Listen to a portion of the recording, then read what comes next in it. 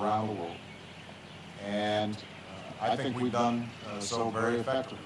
And as I said, just to take the example of exports, we're on track to double our exports since I came into office. That was a goal I set. We're on track to meet it. That's actually been one of the stronger parts of our economic growth over the last couple of years, and I want to make sure that we keep on driving that. Chuck Todd.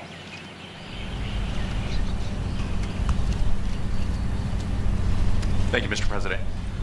The Republican co-chair of the Super Committee, Jeb Hensarling, went on TV today and said if the sequester happens, this idea of the automatic cuts on Medicare and defense, that there was plenty of motivation and plenty of votes to change the makeup of these automatic cuts.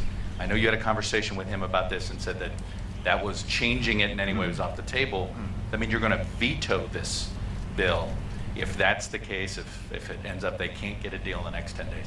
And then can you clarify your end of the hot mic conversation with French President Nicolas Sarkozy as it involved Israeli Prime Minister Netanyahu? Can I just say that Chuck's the only guy who asked 2 questions so far. So just when I cut off here, whoever was next in the queue, I'm messing with you, Chuck. With respect to the Super Committee, in August, we negotiated to initiate $1 trillion in cuts over the next 10 years, primarily out of discretionary spending. But we also said that in order for us to move towards a more stable fiscal condition, that we're going to have to get an additional 1.2 minimum. I actually argued that we needed more than that. And the whole idea of the sequester was to make sure that both sides felt obligated to move off rigid positions and do what was required to help the country. And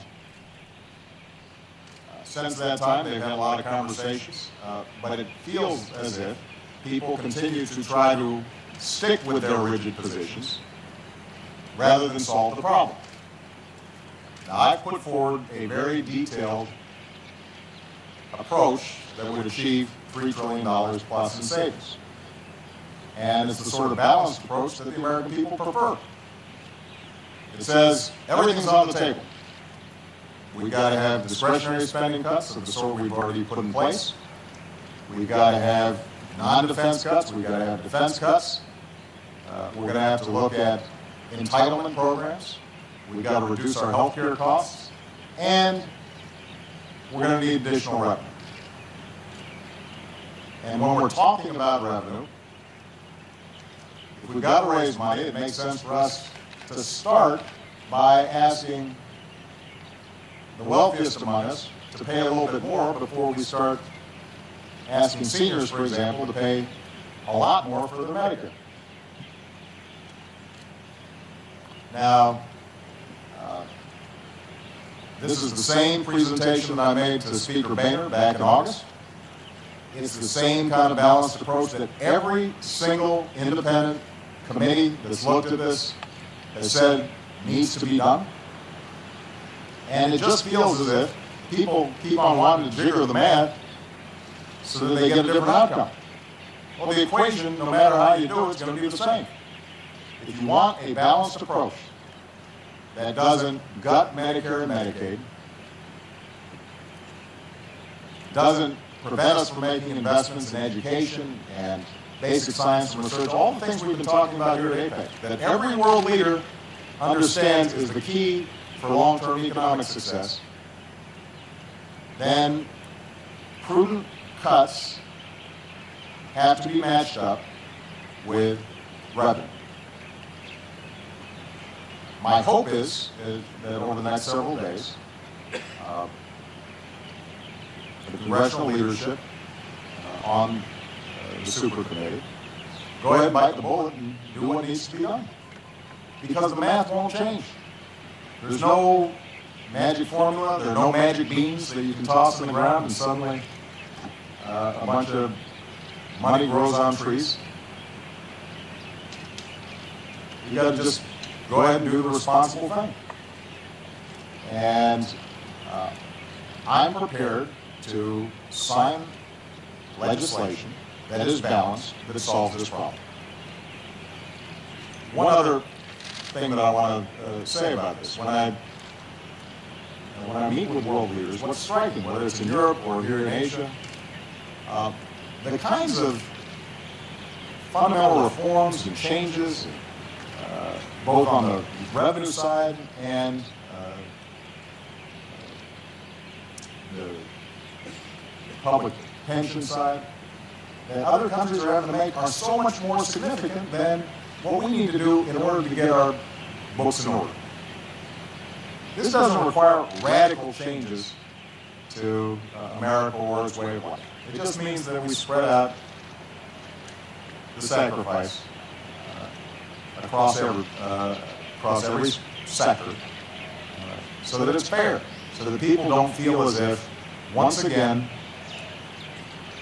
people who are well-connected, people who have lobbyists, special interests, get off easy, and the burden is placed on middle-class families that are already struggling. So, if other countries can do it, we can do it. We can do it in a responsible way. I'm not going to comment on whether I veto a particular bill until I actually see a bill, because I still hold out the prospect that there's going to be a light bulb moment where everybody says, aha, here's what we got to do. With respect to the hot mic in France, I'm not going to comment on conversations I have with individual leaders. But what I will say is this. The primary conversation I had with President Sarkozy in that meeting revolved around my significant disappointment that France had voted in favor of the Palestinians joining UNESCO, knowing full well that under our laws, that would require the United States from cutting off funding to UNESCO. And after I had consistently made the argument that the only way we're going to solve the Middle East situation is if Palestinians and Israelis sit down at the table and negotiate. That it is not going to work to try to do an end run through the United Nations. So I had a very frank and firm conversation with President Sarkozy about that issue. And that is consistent with both private and public statements that I've been making to everybody over the last several months. Ed Henry.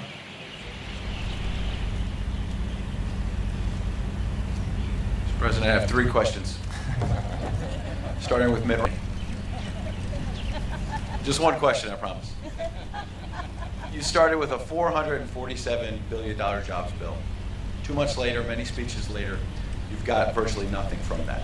You've got the Veterans Jobs Bill, which is important, obviously, and a lot of executive orders.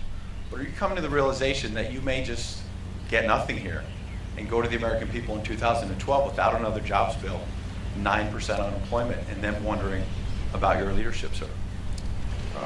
I think first of all, the American people at this point are wondering about congressional leadership in failing to pass the jobs bill, the components of which the majority of Americans, including many Republicans, think are a good idea. And that's part of the reason why the American people right now aren't feeling real good about Congress. Normally, by the way politics works is if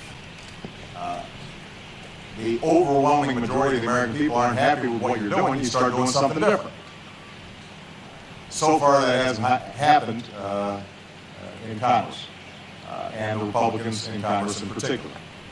They don't seem to have that same sense of urgency about needing to put people back to work. I'm going to keep on pushing.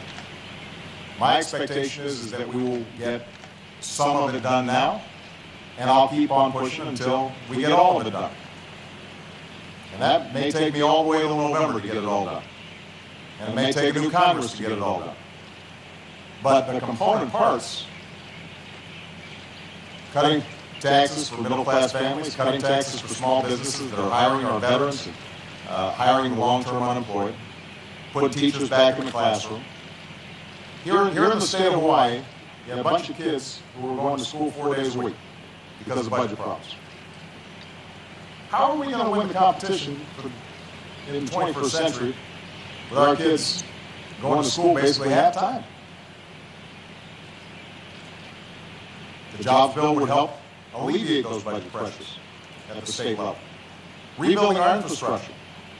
Every world leader that you talk to, they're saying to themselves, how can we make sure we've got a first-class infrastructure? And as you travel through the Asia-Pacific region, you see China having better airports than us, Singapore having superior ports to ours.